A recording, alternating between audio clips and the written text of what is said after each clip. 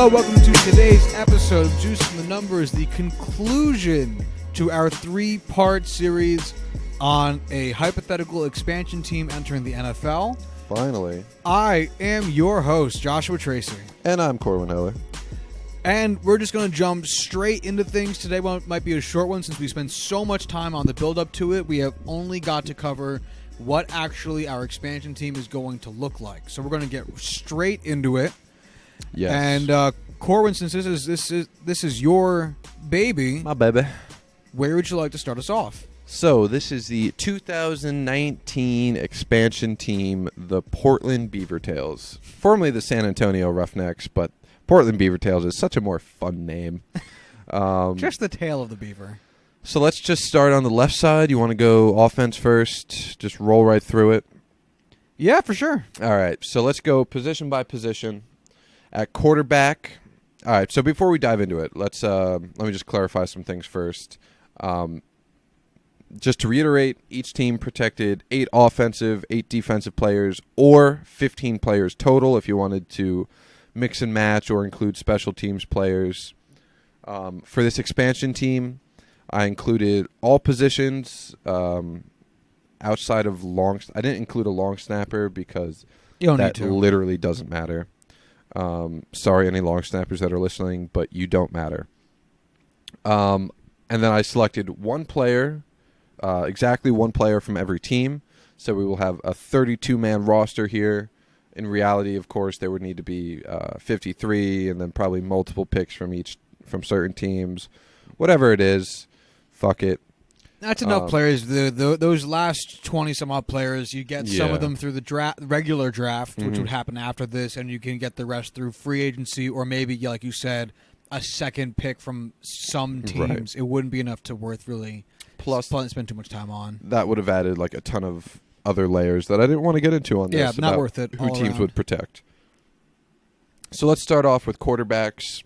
We started off pretty easily with I'm sorry, guys. We are recording all of these back-to-back, so I've just been talking for like 2.5 hours straight, so this is going to be a hard time to get through this. I apologize.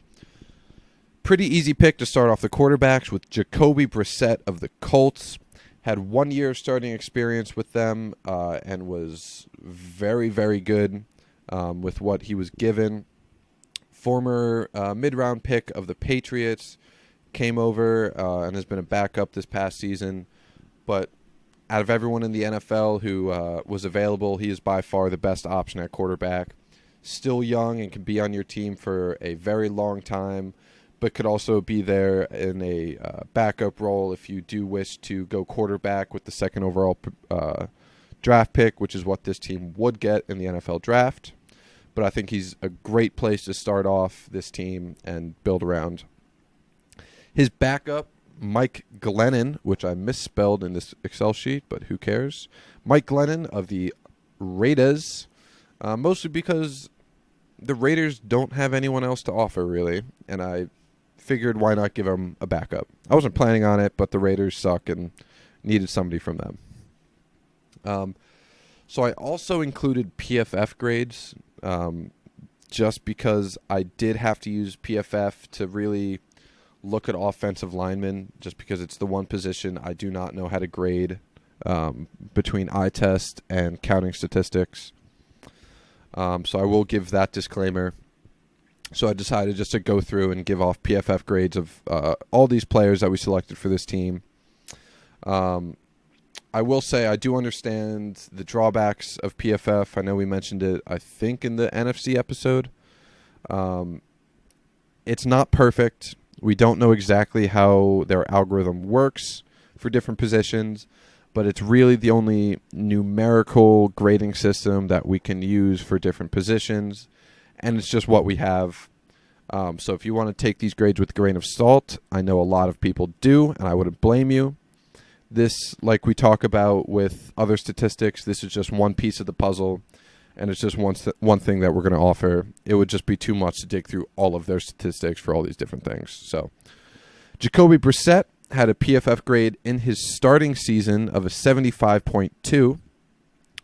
I didn't want to give up last year's grade just because he played like 20 snaps or something ridiculous that just wasn't not enough. Wasn't clear for what his actual skill was. And then Mike Glennon, who actually has never been a starting quarterback. I didn't realize that. No, but he started like the first 4 games for Chicago, right? Before it wasn't even that. It was like 2 games. Yeah, because he was awful and had to get pulled. But I think he was technically going into the season considered the starting quarterback until he just sucked so much ass. Yes. But his last year was 57.5 in limited snaps, which, fair. Again, fuck him. Backup quarterback. He would be good to really be there to really take. If you were to go young quarterback or if Brissett was hurt, he could be that guy that steps up. You just don't expect a lot from him. So he's really not a bad option at all to be a backup quarterback. Don't expect a lot from him either. Oh, God. He's disappointing. Fucking A. Let's move on to wide receivers who, surprisingly, a lot deeper than I thought we were going to get. This is actually a very good group of wide receivers. There are 4 of them. And this is something that I would say if a real NFL team had this, they'd probably be, they wouldn't have a superstar wide receiver on their team, but they would have a good receiving core. Let's start off with Robert Woods of the Rams, who was absolutely phenomenal last year, had an 86.4 grade on PFF. Excellent size possession receiver, really is good on the outside. I'm sure the Rams would have absolutely loved to keep him, but just didn't have that room. So Robert Woods, excellent to be our X receiver. Excuse me. All right, we're back. Next, we have Curtis Samuel, speedster from the Panthers, had a 71.5 grade last year. A guy I really predict is going to break out this year. Just never had the opportunity. Has just taken his time to break out. He has the skill set, I believe, to be a serious downhill threat. The Panthers, I wanted them to go more of a offensive line protecting Cam Newton focus, so I didn't keep Curtis Samuel, but he was another very easy pick for this team. Next, we have Danny Amendola, older veteran with the Lions. Only had a 66.3 grade with the Dolphins last year, but could be very good for this team as a number 3 possession receiver. I love what he could bring. Lions didn't have a ton of options around, so getting Danny Amendola I think is a win. And then you could say the same thing with the Dolphins pick here and Kenny Stills. Never quite lived up to his talent and athleticism. He had a 64.7 grade if you give a shit at all. But as a number 4 receiver, I think this is great considering he's likely the Dolphins' number 2 or 3 receiver in reality this year. Anything you want to say about the wide receiver group? Not really. These are all dudes who are recognizable, at least by name, which is going to be beneficial for potential new fans for this team, as well as that means that they've all had some level of success at some point during their careers. Obviously less than the people who were protected, but, still, which means that they could operate fine under the leadership of Jacoby Brissett and could also be very easily replaced by someone who was drafted or acquired in free agency. Right. So this is a good group to have. Yes. An even better group is the running backs. Starting off with Chris Carson of the Seattle Seahawks, absolute bruiser of a back, had an 84.3 grade last year. In my opinion, is the better back in the Seattle running back room. But when you draft a first-round running back last year, you probably are going to give him the benefit of the doubt and have him be your guy of the future, especially when they have very similar skill sets. Chris Carson, welcome to the Portland Beaver Tails. Going to be a very good player in the future, I believe, so good thing to have him here. And then we have Chris Thompson of the Redskins, nice little scat back receiver. Was absolutely phenomenal when healthy the past 2 years, had an 87.2 grade. I think he complements Chris Carson super well. Is a guy who can play 3 downs when needed. But these guys are a very good tandem. Running back is definitely one of the stronger areas of this team. Anything you got to say? No, not really. We've addressed pretty much each of these guys as we talked about their teams for the reason as to why they were not protected. And, I mean, running back is a position we spent a lot of time talking about. I don't think there's really anything left productive to say about them as either individuals or a group.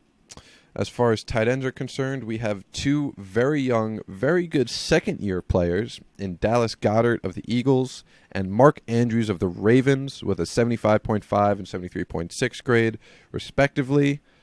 Both guys where I guarantee you the teams who drafted them last year would very much like to keep them, but both have guys who are either much better currently or are just higher draft picks from the same class that they would just prefer to pick up. So the Portland Beaver Tails get lucky here and get two tight ends that very much should be kept on their original teams and performed very well last year. Both have very bright futures ahead of them. So just another out-of-the-park home run for this expansion team. Next, we have fullback, which doesn't matter all that much. We have Patrick DeMarco from the Bills, mostly because the Bills didn't have much else to offer. It's true. Former Pro Bowler, didn't have a great year last year, had a 56.5 grade on PFF. But again, I don't know how that works. And as a fullback, I don't know how you have a good grade or a bad grade. I honestly tried to go through and think of good fullbacks and look at their grades, and none of them really were all that high. So I think this is just the fact that he's a fullback and doesn't get the ball much. So, yeah, that's your fullback for you. Sure, yeah. We have a fullback on this team because that's it. End sentence. The Bills had a Pro Bowl fullback, and not because this team needs it. It's really that simple. Next, we have offensive line. This was something I tried to focus on early, really tried to find teams who had good unprotected offensive linemen that I could take advantage of and build just even an average offensive line here. Nothing crazy. So we're just going to go through this: left tackle, left guard, center, right guard, right tackle. So we have Matt Khalil from the Texans, who did not play last year, but in 2017 had an 83.7 grade. Forrest Lamp of the Chargers, who was a second-round pick 2 years ago, but has only played 16 snaps over the course of his career due to injuries, so does not have an accurate PFF grade, so I'm just not even going to say it. Wes Schweitzer of the Falcons, who typically plays right guard, but seeing as there are not many good unprotected centers because of how important it is, we are moving him from right guard to center. He had a 63.6 grade. Christian Westerman of the Bengals had a 79.8 grade as our right guard. And then Chris Hubbard, former Steeler, but is currently a Brown. Didn't play much last year, so only had a 65.1 grade, but was very good for the Steelers, very highly regarded by Mike Munchak, who is far and away the best offensive line coach in the NFL. So I have him as our right tackle. And I think as far as this exercise, this problem we were facing is concerned, an excellent offensive line compared to options that we could have had. Very much so. A couple young players in Lamp, Westerman, and Hubbard. A couple veterans in Khalil and Schweitzer. I think that's a nice mix to have. 100%. You know, having some veteran and especially former, Pro Bowlers like Matt Khalil there to really hold this group together. Chemistry is so important for offensive lines, so I think this is a major victory for this team here. So yeah, that's it for the offense. Any other thoughts you want to say about that before we move on to defense? No, this is a well-rounded offense. It's not exactly a powerhouse offense, and I'd say this is probably a middle-of-the-pack offense overall, but that's better than can be said for 15 other teams in the middle of the pack, and for an expansion team, it's pretty fucking good. You know what? If they go out and in the draft, if they go after a guy like Tua Tagovailoa, Jake Fromm, or Jake Herbert next year, I think this could be a powerhouse team. Sure, or if they make trades for getting rid of some of their younger talent for to a team that's looking for stockpile of young dudes in exchange for a marquee player. Like you could Like trade. the Giants got rid of Odell Beckham for. I mean, that's also very conceivable to upgrade this offense. So, like, if you went into the draft this next year now and drafted a quarterback at number 2, you could trade Jacoby Brissett and just keep Mike Glennon, get some picks there or get some players there. You could trade Robert Woods for some serious draft picks. You could possibly trade Chris Carson if you needed to, but I would actually prefer to keep him. You could trade one of Goddard or Andrews, who have already proven that they have what it takes to be a good tight end in the league. You have players on offense you could move to get draft capital. You know, you could draft a quarterback at 2. You could get a wide receiver in the second round like this year. I mean, next year's class is so loaded at wide receiver. There's truly, genuinely, fucking redundant, stupid sentence right there. There are like 5 number 1 wide receivers in next year's class. It's tremendous. So you could trade Robert Woods and get even better in that wide receiver group.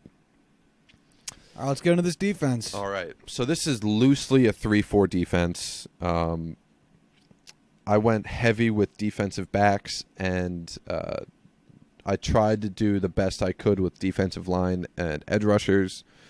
But we'll just go into it. This would change depending on the defensive coordinator and the system that they have. This would be a much bigger variance depending on the defensive system compared to the offensive players we have there. But let's start it off with Xavier Rhodes in the cornerback group. I'm not going to list his 2018 grade because it was such an off year for him. He was an 83.9 rated player in 2017, which I know that's just, picking and choosing stats, but fuck it. They're my stats. I can say what I want. Yeah, fuck him. He's such a good player. It would be ridiculous not to pick him. He's a former All-Pro, absolute leader on this defense. Next, I have Titans cornerback because there are 2 really, really good options. You could either go with Logan Ryan or Malcolm Butler. So Logan Ryan, former Pro Bowler, Malcolm Butler, former All-Pro. Both of these guys are excellent options. In all, Logan Ryan had a 71.6 grade, while Malcolm Butler had a 67.1 grade last year. I personally am torn here, which is why I listed both. Logan Ryan is a little younger than Butler, but Butler had such a bad first half of the season and such an amazing second half. I feel like he could reproduce that second half easily, especially since it's more on par with what he's been, especially since the Super Bowl, with how good of a player he has been. So that's a toss-up. I'll give that to the listeners to decide which one they would prefer more.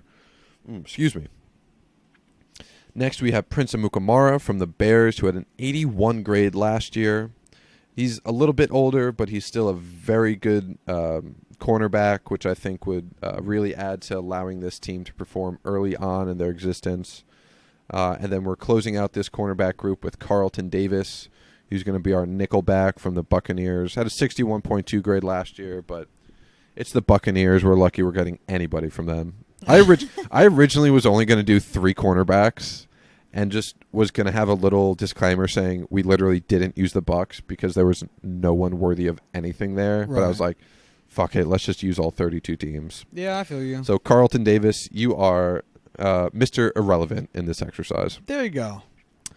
At strong safety, we have Morgan Burnett of the Packers. Had a down year last year with the Steelers. Had a 66.7 grade. Packers actually didn't have a whole lot to choose from, and there weren't a whole lot of strong safeties available, except for teams that just had significantly better players for me to pick in better, more important positions. So Burnett is just who we're going to go with. He's going to be one of the weaker players on this defense, but that's fine. At free safety, like I said, we have Jimmy Ward, absolute athletic freak. Had a 55.2 grade last year, which I don't understand. Yeah, that's weird. But I love him as a player. I think he's going to be one of the young leaders of this defense. So I think I still count that as a win despite the grade. I don't care what anyone says. Inside linebackers, as this is a 4-3, there are two. We have Alex Anzalone, who is a second-round pick last year out of Florida from the Saints. He had a 68.9 grade. Honestly, I was really stuck between him and Demario Davis for the Saints because of how deep that Saints defense is. But because of Demario Davis's history of being a bit of a better player since he broke out, and Anzalone's very warranted injury history, I decided to keep Demario Davis. And, I mean, Anzalone was a very good player at Florida. He was very good last year. He's still very young, as you might expect from a guy drafted last year. So I think this is very good. He's going to be paired up with Jamie Collins of the New England Patriots. Again, he has been a Pro Bowler. I don't know if he's been an All-Pro yet in his career, but he's a very good player. A guy Bill Belichick loves, which means everyone should love him because he is smarter than all of us. I think this is a very strong inside linebacker core to make up for the fact that our outside linebackers aren't all that great, mostly because we have Bud Dupree there. From the Pittsburgh Steelers. The Steelers actually had a lot of options to choose from. Could have gone Terrell Davis, could have gone Matt Feeler or Chuck Okafor, I think it's pronounced. There was a lot of options there, but Bud Dupree, he's able to put up 7 or 8 sacks a year, and that's good enough for a team where outside linebacker is a dime a dozen, and not a lot of teams were really allowing anyone who was any decent at edge rusher to get out. So Bud Dupree there to match up with Dwayne Smoot. Josh, if you saw how Dwayne was spelled, how would you think to pronounce that? Dwayne. D''Wayne.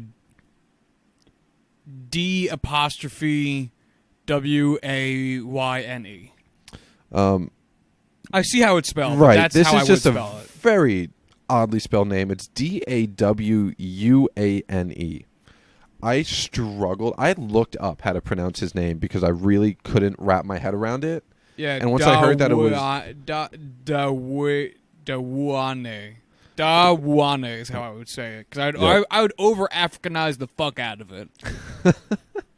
Well, you're lucky he is in fact black, but he comes over from the Jaguars, who was just kind of an odd man out on that absolutely loaded defense. Had a 71.6 grade last year.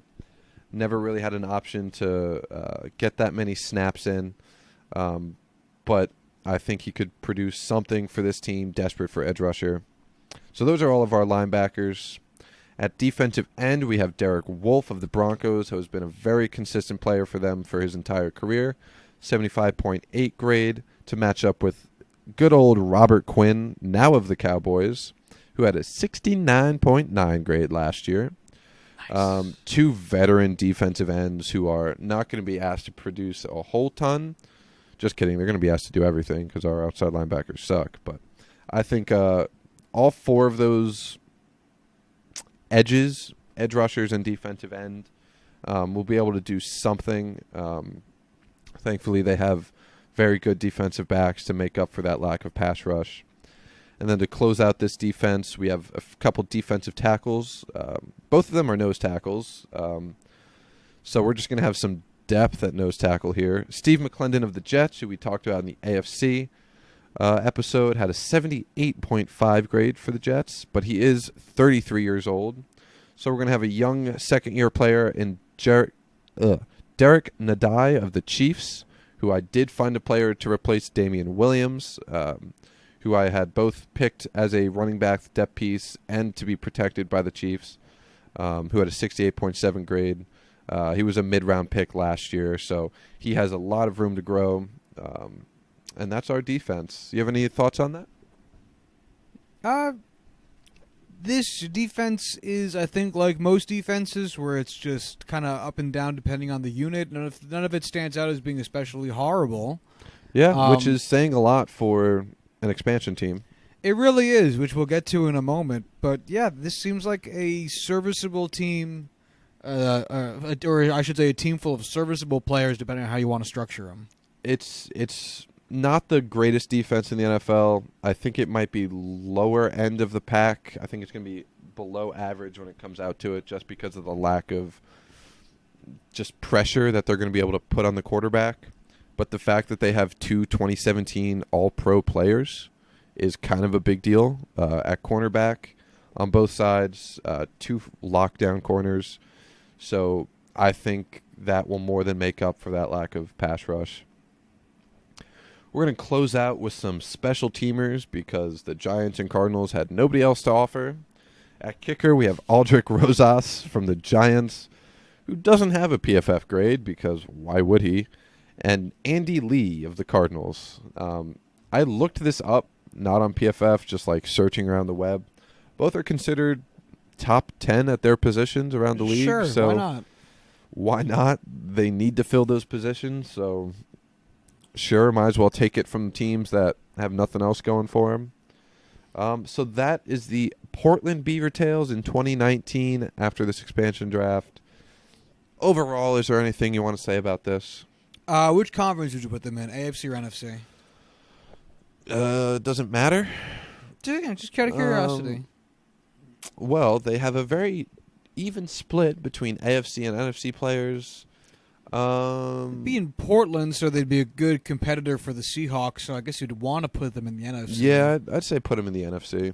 Where do you see them finishing in the NFC if this season were to take place? Like if you say overall, I would say, let me actually pull up NFC standings just so I could really visually see where things would stand in the standings. Just kind of killing some time while this page loads. Yep. Words, filling it with fluff. All right, so teams I think would finish ahead of them, the Dallas Cowboys, the Philadelphia Eagles, Redskins, Bears, Vikings, Packers, Lions, Saints, Falcons, Panthers, Rams, Seahawks, 49ers. I think I'd put them fourth last. I think I'd put them ahead of the Cardinals, Buccaneers, and Giants. Okay, that's fair. And if we, I think their biggest competition would be the Arizona Cardinals. Maybe the Seattle Seahawks. The biggest difference is quarterback play. I think it comes down to all of it for these three teams. All right, Corwin. I'm now going to read you who the Cleveland Browns selected in the 1999 expansion draft. And I just want you to give me a quick yes or no. If I know Do who these you players know are. who this player is? Okay. I'm excited. You ready? No, but I'm going to do my best. Jim Pine. No. Hervin McCormick. No. Scott Reberg. No. Damon Gibson. No. Steve Gordon. No. Tarek Saleh. No. Jeff Buckley. No. Jason Kyle. No. Rod Manuel. No. Lenoy Jones. No. Tim McTyler. No. I wish I have, but no. Elijah Alexander. No. Pete Swanson. No. Jerome Williams. No. Marlon Forbes. No. Justin Armour. No. Paul Wiggins. No. Dwayne Butler. I don't think so, no. Fred Brock. Yes. Wide receiver from the Arizona Cardinals. Corey Blackwell. No. Kevin Devine. No. Raymond Jackson. No. Jim Bundren. No. Ben Cavell. No. Michael Blair. Running back from the Green Bay Packers. Yes. Antonio Anderson. No. Orlando Bobo. Wow, what a name. Orlando Bobo. No. Orlando Bobo. So I just looked up Fred Brock. He is not the man I was thinking of, so I do not know him. Okay. And you don't know Orlando Bobo. What was the other guy? What was the running back's name? Blair? Michael Blair, running back from the Green Bay Packers. That's where they took him from. Okay. James Williams. I don't think so, no. Scott Milanovic. Yes. Quarterback from the Tampa Bay Buccaneers? Yes. Cool. Eric Stokes. Safety from the Seattle Seahawks. No, I can't say I do. Ronald Moore. Ronald Moore sounds familiar. Running back from the Miami Dolphins. Yeah. Clarence. I know Scott Milanovic as a coach. Oh, yeah, he was a quarterback that was drafted. Yeah. No, he's the Jags quarterback coach. Clarence Williams. No. Freddie Solomon. Fred Solomon. Wide receiver taken from the Philadelphia Eagles. I don't think so. Brandon Sanders. No. Mike Thompson. No. Jarris McPhail. I just looked up Freddie Solomon. He played wide receiver, running back, and quarterback. That's a lot. Yeah, but no, I do not know him. Finally, taken 37th in the expansion draft from the San Francisco 49ers, quarterback Antonio Langham. No. So out of the 37 players, you knew 2 of them? I think I knew like 2 or 3 of them.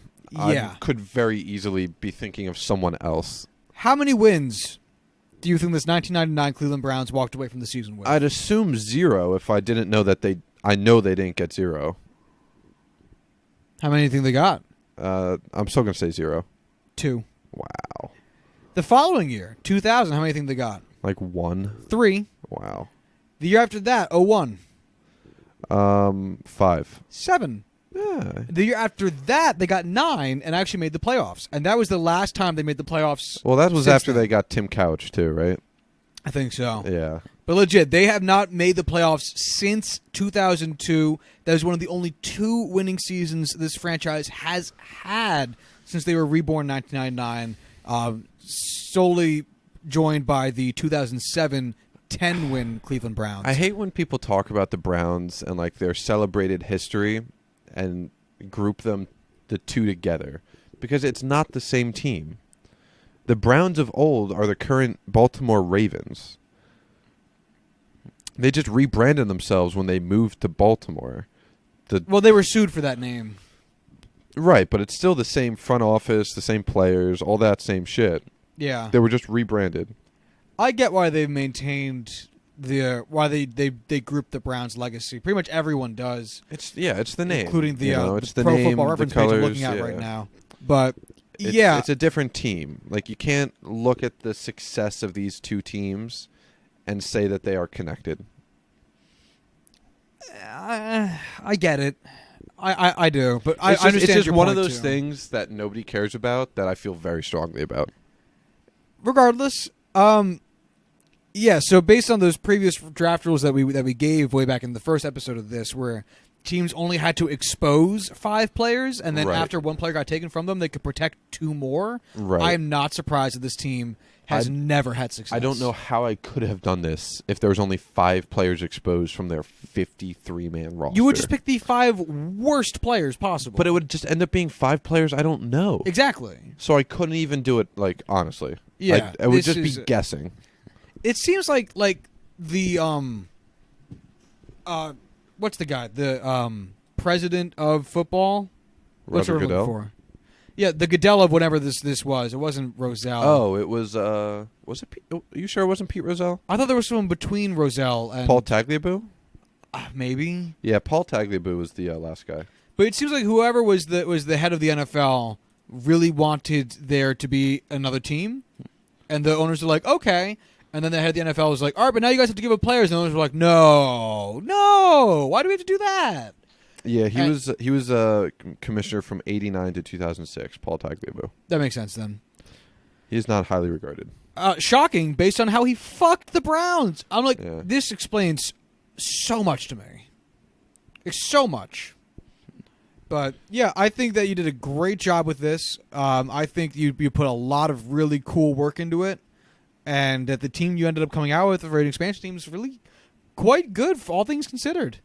They wouldn't have a Vegas-like run because what Vegas did for the NHL was quite literally historic and is going to try to be prevented going forward by the NHL based on their new expansion draft rules. But I think that what you did here was really quite a feat.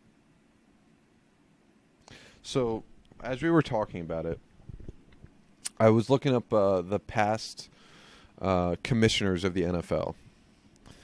So there's only been a few, right? Right. So it's Roger Goodell since 2006, Paul Tagliabue from 89 to 2006, and it was Pete Rozelle from 60 to 89. Yeah, he was there forever. Which I love Pete Rozelle. Everyone liked Pete Rozelle.